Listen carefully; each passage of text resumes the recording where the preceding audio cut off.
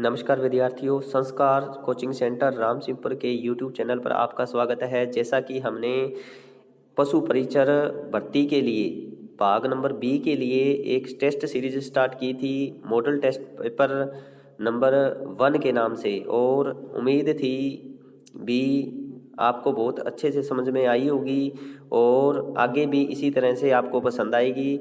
और हम लगातार हम क्वेश्चन जो सीरीज है लाते रहेंगे। तो एक हम बात कर लेते हैं यहाँ के पीडीएफ की। तो हमारी जो पीडीएफ उपलब्ध रहेगी संस्कार computer and coaching classes Ramsinghpur के नाम से, जो अपने लिंक डिस्क्रिप्शन में मिल जाएगा और इस पे पीडीएफ उपलब्ध करवा दी जाएगी विद आंसर। और हम बात कर लेते हैं नेक्स्ट क्वेश्चनों की। तो नेक्स्ट क्वेश्चन जो हमारे रहेंगे, हर एक टॉपिक से हमने क्वेश्चन लिए हैं और हमें आगे भी उम्मीद इसी तरह से रहेगी, आपका बेनिफिट हो इसमें ज़्यादा से ज़्यादा। और हम बात कर लेते हैं फर्स्ट क्वेश्चन की। तो फर्स्ट क्वेश्चन रहता है, एनडीआरआई की स्थापना कहाँ हुई थी? तो आपने इसका आंसर बताना है यहाँ पर कमेंट में। और जैसा कि हम बात करें, फर्स्ट ऑप्शन है करनाल, इज्जतनगर, बेंगलोर और हिसार। तो हम बात कर लेते हैं इसके जो फर्स्ट स्थापना की। तो शुरू में इसका जो स्थापना हुई थी 1923 के अंदर स्थापना हुई है। नेशनल डेयरी जो रिसर्च इंस्टीट्यूशन है, इसकी स्थापना राष्ट्रीय जो डेयरी अनुसंधान संस्थान की स्थापना शुरू में 1923 में बेंगलुरु में की गई थी। परंतु इसका जो स्थान है चेंज कर दिया गया सन 1953 के अंदर, 1955 के अंदर इसका स्थान चेंज कर दिया गया। और इसका जो अभी हाल ही में जिसका जो मुख्यालय है वो कहाँ है? करनाल के अंदर। और करनाल में इसका सही आंसर हो जाएगा 1955 में। 1947 के बाद में इसका मुख्यालय चेंज कर दिया गया 1955 में, और बंगलोर से ये हो गया करनाल। तो याद रखना है। और सही इसका जो सही आंसर है वो होगा करनाल। और हम इसके बाद में नेक्स्ट क्वेश्चन की बात कर लेते हैं। जो नेक्स्ट क्वेश्चन रहेगा, राजस्थान में 2021-22 में बकरी की प्रति पशु दूध उत्पादकता प्रतिदिन कितनी है? तो हम बात कर लेते हैं इसके दूध उत्पादन की 2021-22 में। तो आपने कमेंट करना है भी क्या रहता है, रहेगा इसका answer 0.47 kilogram, 0.70 kilogram, 0.55 kilogram, 0.89 kilogram. तो इसका जो सही आंसर रहेगा आपके सामने 0.89 किलोग्राम। तो 0.89 किलोग्राम हम बात कर लेते हैं। इससे पहले हमने फर्स्ट वीडियो के अंदर बात की थी, जो संकर गाय है, हाइब्रिड गाय है, जो संकर गाय हाइब्रिड गाय, तो हम बात कर रहे थे इसके कुल दूध उत्पादन की प्रतिदिन, जो राजस्थान के 2021-22 के अनुसार है। तो हम इसमें किया था 8.6 किलोग्राम राजस्थान में प्रति पशु दूध उत्पादकता है। इसके बाद में हम बात की थी देसी गाय की। देसी गाय का जो हमने प्रश्न याद किया था 5.7 किलोग्राम। तो हमारे लिए क्वेश्चन ये भी इम्पोर्टेंट हो जाता है। तो जो बकरी का जो उत्पादन रहेगा वो उत्पादन रहेगा 0.89। तो हाइब्रिड गाय है उसका रहेगा 8.6, देसी गाय है उसका रहता है 5.7। इसी प्रकार से हम याद कर लेंगे, बकरी का जो दूध उत्पादन रहेगा, उत्पादकता रहेगी प्रतिदिन की 0.89 किलोग्राम। तो इसी प्रकार से नेक्स्ट क्वेश्चन की बात कर लेते हैं। नेक्स्ट क्वेश्चन रहेगा हमारा, विश्व में सर्वाधिक दूध उत्पादक देश है कौन सा है? आपको बताना है विश्व में सर्वाधिक दूध उत्पादक देश कौन सा है। तो हमारा जो सही आंसर हो जाएगा, और आप इससे पहले कमेंट में बताएं भी कौन सा आंसर रहेगा।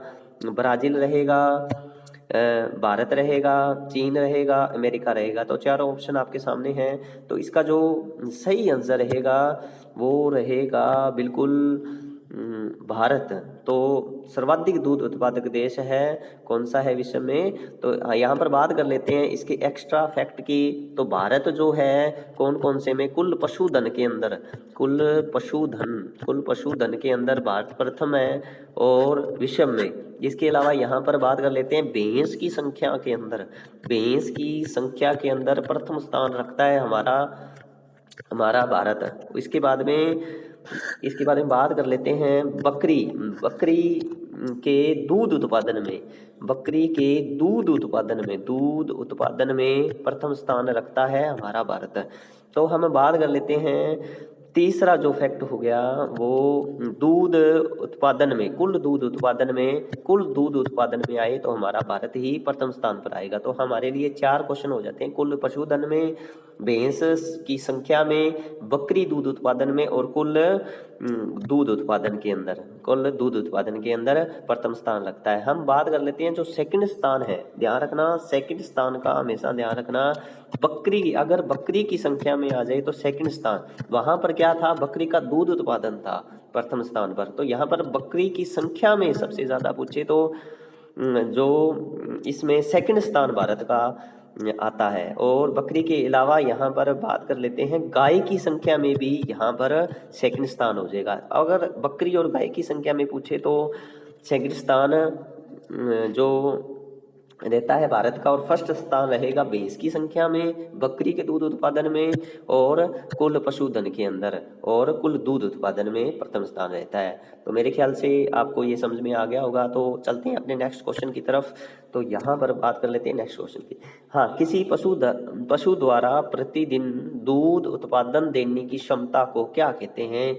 प्रतिदिन दूध उत्पादन जो क्षमता होती है उसको क्या कहा जाता है? जैसे अभी राजस्थान की जो प्रतिदिन दूध की क्षमता थी, मैंने चारों बताई रखी हैं और वो अभी अभी बता के रहे हैं पीछे। तो यहाँ पर हम कहेंगे उसे दूध उत्पादकता। हम क्या कहेंगे उसे? दूध उत्पादकता कहेंगे। इसके बाद में हम बात कर लेते हैं नेक्स्ट क्वेश्चन की। सिंपल सा क्वेश्चन ये रहा। नेक्स्ट क्वेश्चन देखिए, राजस्थान की मूल नस्ल कौन सी है? राजस्थान की मूल नस्ल कौन सी है? तो हम मूल नस्ल के बारे में बात करेंगे। कमेंट में ये लिखें भी कौन सा इसका सही आंसर हो सकता है। जल्दी जल्दी बताएं आप कौन सा इसका सही आंसर हो सकता है। राठी हो सकता है, गिर हो सकता है, हरियाणवी हो सकता है, कोसी हो सकता है। तो कौन सी गाय मूल नस्ल की है? तो यहाँ पर बात कर लेते हैं राठी जो गाय है, ये राठी गाय है जो राजस्थान की मूल नस्ल है, राठी गाय। तो हम राठी गाय की बात कर लेते हैं। भी राजस्थान में जो राठी गाय, देसी गाय है, जो यहाँ वैसे ये संकर गाय का मेल से ही होता है ये संकरण। जैसे इसमें से थार पारकर, शाहीवाल और लाल सिंध का मेल है ये हाइब्रिड गाय। तो इसी प्रकार से हम बात कर लेते हैं लाल सिंध की ये नस्ल संकरण से बनाई गई है राठी। तो राजस्थान की कामधेनु के नाम से, राजस्थान के कामधेनु के नाम से भी जाना जाता है। इसे कामधेनु के नाम से भी जाना जाता है। इसके अलावा और फैक्ट की बात करें, इसका जो उत्पत्ति स्थल है, यहाँ सबसे पहले ये हमारे राजस्थान की जो उत्पत्ति, यहाँ इस गाय की उत्पत्ति कहाँ से मानी गई है? तो यहाँ पर बात कर लेते हैं अलवर जिले की। तो यहाँ पर बात कर ले हम अलवर जिले की उत्पत्ति मानी गई है यहाँ से।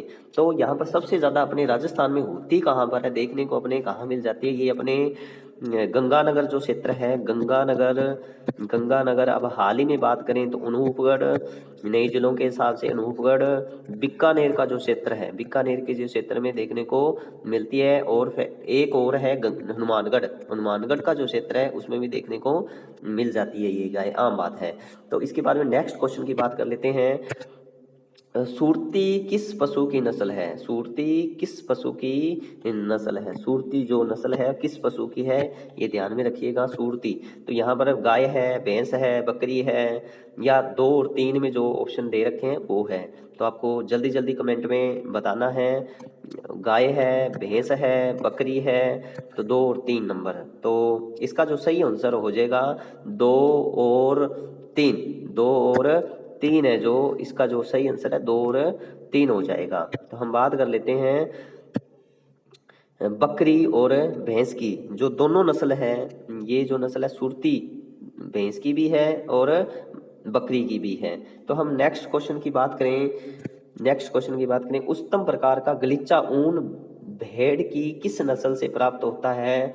तो याद रखिएगा, जो राजस्थान की जो सबसे इम्पोर्टेंट जो नस्ल है वो मानी गई है भेड़ की, और सबसे ज़्यादा जो उच्चतम प्रकार की जो ऊन है वो इसी भेड़ से होता है। तो आप कमेंट बॉक्स के अंदर वो बताएं वो कौन सी भेड़ की नस्ल है जो सबसे ज़्यादा उच्चतम प्रकार का जो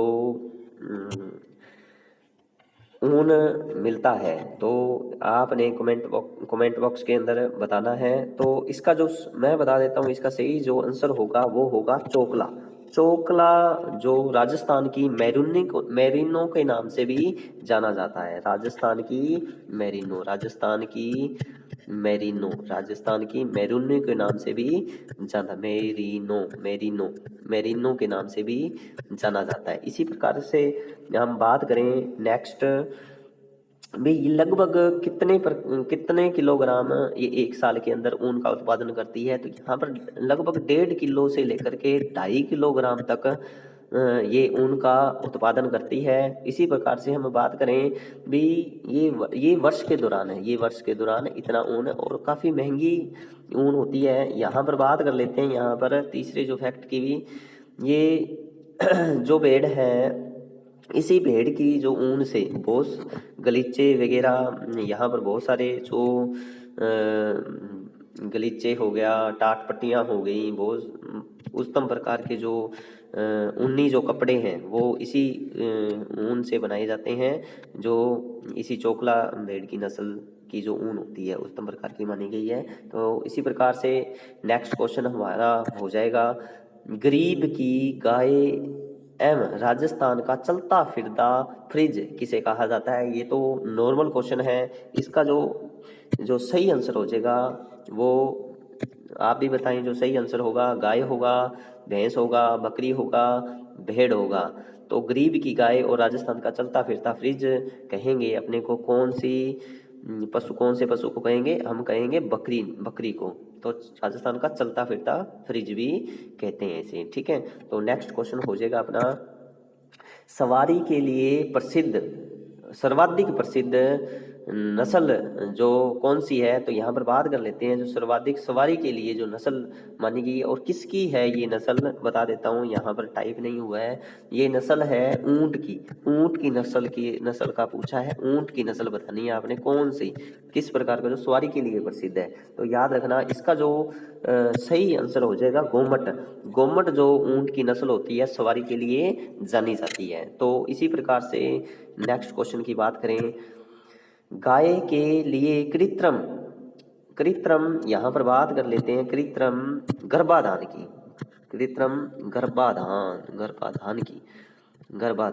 तो कृत्रिम गर्भाधान योनि का जो तापमान होता है, तापमान कितना होना चाहिए? तो यहाँ पर ये पूछा है। पिछली वीडियो के अंदर हमने भैंस के कृत्रिम गर्भाधान योनि का तापमान का जिक्र किया था भी, कितना होना चाहिए जो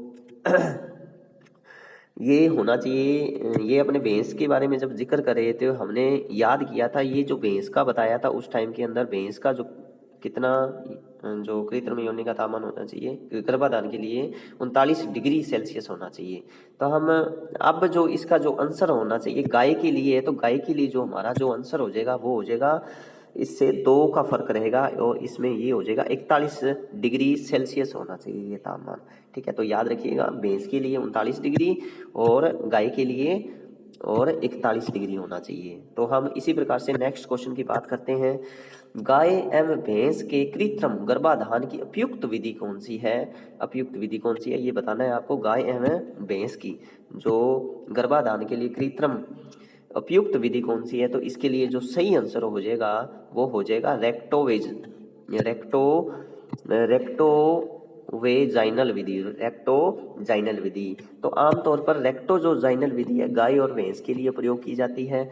और इसके बाद में हम बात करें विजाइनल स्पेकुलम विधि। स्पेकुलम जो ये इस तीसरा जो दे रखा है फैक्ट, जिसमें हम बात कर लेते हैं जो बकरी और भेड़ के लिए जो विधि प्रयोग में लाई जाती है बकरी और भेड़ के लिए, जो विधि प्रयोग में लाई जाती है बकरी एवं भेड़ के लिए जो विधि प्रयोग में लाई जाती है उसे कहा जाता है विजाइनल स्पेकुलम विधि। तो इसी प्रकार से हाँ, इसका जो आंसर हो गया रेक्टो वेजाइनल विधि का प्रयोग किया जाता है। तो इसी प्रकार से नेक्स्ट क्वेश्चन की बात कर लेते हैं, निम्न में से दूध दोहन की सबसे आधुनिक विधि कौन सी है? तो आपको बताना है निम्न में से दूध दोहन की सबसे उपयुक्त विधि कौन सी है। इसका जो सही आंसर बताना है आपने, तो वो हो जाएगा मशीन द्वारा। मशीन द्वारा जो सबसे ज़्यादा उपयुक्त विधि मानी जाती है मशीन द्वारा मानी गई है। कौन सी विधि हो जाएगी? अब मशीन द्वारा। तो आधुनिक जो विधि है तो बड़े डेयरी फार्मों के अंदर इसका यूज किया जाता है, और स्टेचियन विधि भी इसे स्टेचियन विधि भी कहा जाता है। और इसी प्रकार से नेक्स्ट हम बात कर लेते हैं क्वेश्चन की, निम्न में से किस विधि में कम स्थान की आवश्यकता होती है?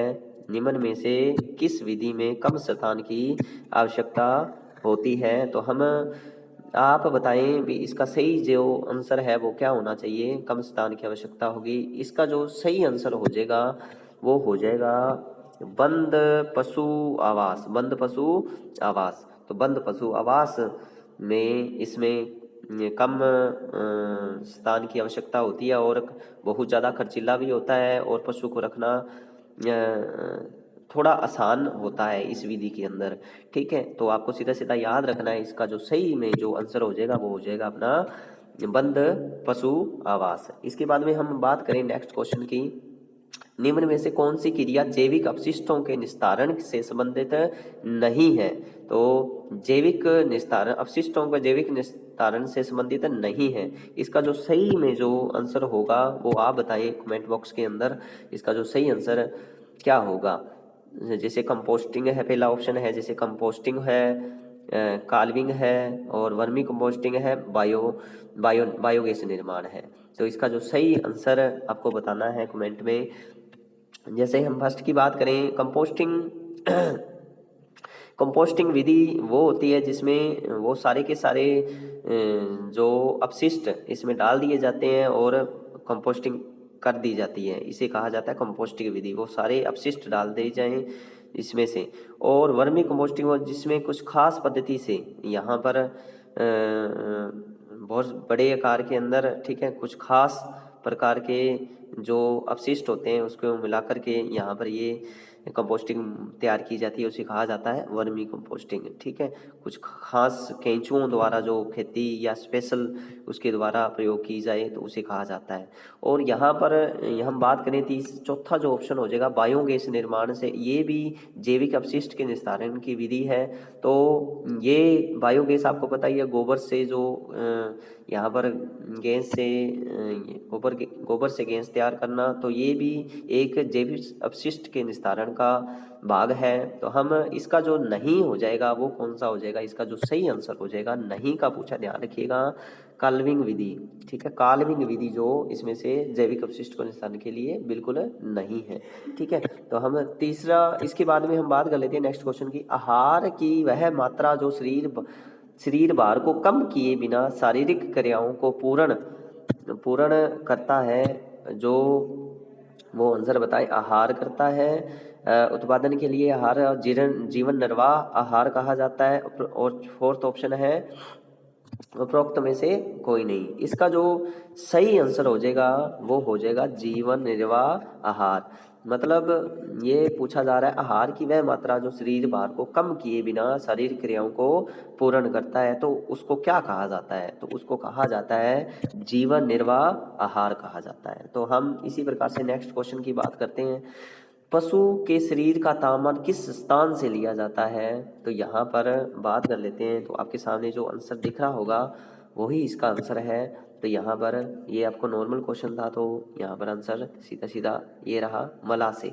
तो यहाँ पर मलाशय से यहाँ पर शरीर का तापमान चेक किया जाता है भी, इसमें कितना भी पशु का तापमान रहता है। ठीक है, तो हम नेक्स्ट क्वेश्चन की बात कर लेते हैं, ऐसा जिला जहाँ सबसे ज़्यादा राज्य स्तरीय पशु मेले लगते हैं, तो सही में कमेंट में आंसर बताना है आपको।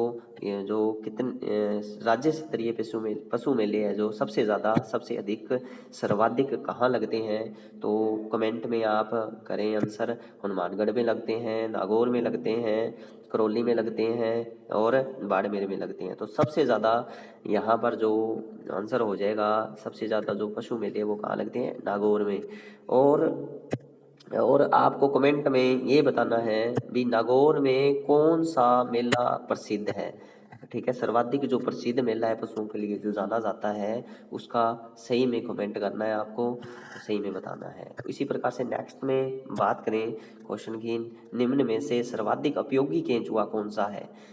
निम्न में से सर्वाधिक उपयोगी केंचुआ कौन सा है, ये बताना है आपको। सबसे उपयोगी केंचुआ बताना है फेरेटिमा एनलोगेटा और पेरेनिप्स सभी, और आइसीनिया फोइटिडा और अप्रोक्स सभी। इसका जो सही आंसर बताना है आपको। सही आंसर का क्या हो जाएगा, चलो मैं बता देता हूँ। इसका जो सही आंसर होगा वो होगा आइसीनिया फोइटिडा, जो उपयोगी केंचुआ माना जाता है, सर्वाधिक जो उपयोगी किसान मित्र जिसे कहा जाता है केंचुआ।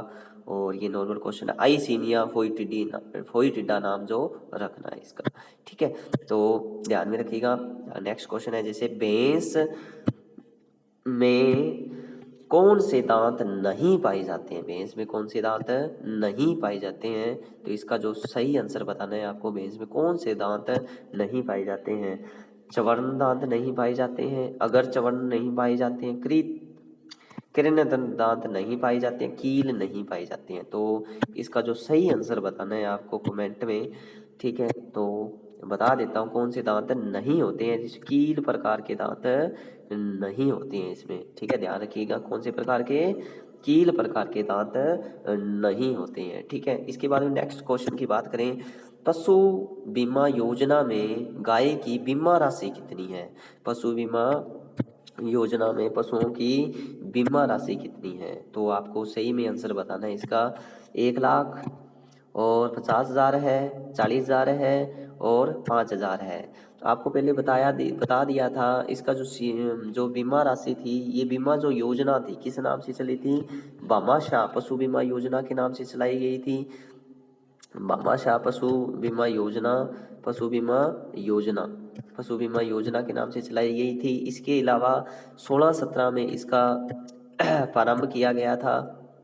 इसके बाद में हमने बात की थी इसके बीमा राशि की, और बीमा राशि यहाँ पर गाय की जो बीमा राशि है वो कितनी रखी गई है, वो रखी गई है आपका जो सही में आंसर हो जाएगा वो हो जाएगा 40,000। 40,000 राशि दी जाती है अभी फिलहाल के अंदर। इसी प्रकार से नेक्स्ट क्वेश्चन हो जाएगा हमारा, वर्तमान में पशु आरोग्य निःशुल्क दवा योजना में कितने प्रकार की दवाइयाँ शामिल की गई हैं। तो आज अभी कुछ टाइम अपने फर्स्ट क्लास के अंदर बात कर चुके थे पशुधन आरोग्य निःशुल्क दवा योजना की। हम इसके प्रारंभ की भी बात की थी। इसके अलावा यहाँ पर शुरू में बात की थी जब ये योजना प्रारंभ हुई उस टाइम के अंदर 87 प्रकार की दवा शामिल की गई थी। परंतु क्वेश्चन थोड़ा इससे भी पूछा जा सकता है, इसकी जो वर्तमान के अंदर जो दवाइयाँ दी जाती हैं निःशुल्क दवा योजना के तहत, तो वो बताना है आपको। यहाँ पर सही में जो आंसर हो जाएगा 138 प्रकार, 138 प्रकार की दवाएं हैं जो दी जाती हैं। ठीक है, इसके अलावा हम नेक्स्ट क्वेश्चन की बात कर लेते हैं। बजट घोषणा 2023-24 के अनुसार बेरोजगार युवाओं को निर्धारित मानदेय पर रखने हेतु किस योजना कोई घोषणा की गई है, किस योजना की, वर्तमान का क्वेश्चन है। इसका जो सही में जो आंसर कमेंट में करना है आपको। जैसे फर्स्ट में कृषक मित्र योजना, कृषि मित्र योजना, धन मित्र योजना, पशु मित्र योजना, कामधेनु पशु योजना। हाल ही में ये योजना चल रही है, तो याद रखिएगा इसका जो 23-24 के अनुसार बेरोजगार युवाओं को निर्धारित मानदेय रखने का, क्योंकि टैग वगैरह लगाना इसमें काफ़ी सारा जो वर्क दिया जाता है निर्धारित है, और इसमें मानदेय फिक्स जो स्टिपेंड राशि होती है वो दी जाती है। इसका जो सही आंसर हो जाएगा वो हो जाएगा पशु मित्र योजना। ध्यान रखिएगा, पशु मित्र योजना। तो यहाँ पर पशु मित्र योजना PMY याद रख सकते हो आप ट्रिक के लिए, पशु मित्र योजना। तो ध्यान रखिएगा। नेक्स्ट क्वेश्चन इसी प्रकार से हो जाएगा हमारा। हाँ जी, बात कर लेते हैं आज के लिए इतना ही, और हम नेक्स्ट क्वेश्चनों की बात करेंगे नेक्स्ट वीडियो के अंदर। और इसी प्रकार से हर टॉपिक से हमने ये क्वेश्चन उठाए हैं, और उम्मीद होगी भी आपको ये सेशन बहुत समझ में आया होगा। और इसी प्रकार से आप और अगर ऑफलाइन क्लासेस लेना चाहते हैं तो हमारे रामसिंहपुर जो क्षेत्र है जिला अनूपगढ़, उसमें हमारे यहाँ पर पूरे स्टाफ द्वारा पूर्णतः बैच चलाया 10 तारीख से चलाया जाएगा, और 10 मार्च से स्टार्ट किया जा रहा है। और स्पेशल ये बैच हमारा पशु परिचर, और इसके अलावा हम और भी बैच स्टार्ट करने जा रहे हैं। BSTC CET का स्पेशल चैतक बैच स्टार्ट करने जा रहे हैं। इसके अलावा हम पटवारी के लिए भी स्पेशल बैच स्टार्ट करने जा रहे हैं। और इसी प्रकार हम एक इंडिया लेवल पर भी हम बहुत बड़ा बैच है जो हम तैयार करने जा रहे हैं, जो 10th पास के लिए है। वो भी हम 1 तारीख से तो एक बैच स्टार्ट कर चुके हैं। इसके अलावा हम 10 मार्च से एक बैच और स्टार्ट करने जा रहे हैं। जैसा कि आपके सामने RPF सारी vacancy, RPF constable, SI, SSC GD, NTPC LP group D के लिए, और TT के लिए सेम सिलेबस, मैथ रीजनिंग और GK पर आधारित ये बैच रहेगा। इसमें सारे जो ये आपको कंपटीशन लेवल है जो ये ज्वाइन कर सकते हैं। इसके अलावा हम यहाँ पर अदर फैसिलिटी भी दे रहे हैं, जैसे टेस्ट हमारी सीरीज स्टार्ट करने जा रहे हैं अभी कुछ ही दिनों में। 10 तारीख से ये टेस्ट सीरीज रहेगी, और हम नामात्र शुल्क के अंदर स्टार्ट करने जा रहे हैं, वो भी 250 रुपये मात्र। और इसके अलावा फ्री टेस्ट सीरीज भी एक रखेंगे, हर मंडे रखेंगे। और इसके अलावा और भी हम बात कर लेते हैं, अगर इसकी आपको PDF चाहिए तो ये अपने टेलीग्राम संस्कार computer and coaching centre Ramsinghpur पर मिल जाएगी आपको। इसके अलावा आप शेयर करें और बेल आइकन को दबाए रखें ताकि समय समय पर आपको नोटिफिकेशन मिलता रहे। और यहाँ पर आप चैनल को सब्सक्राइब भी करें, ठीक है। और चलो मिलते हैं अपने नेक्स्ट वीडियो के अंदर, और जय हिंद जय भारत।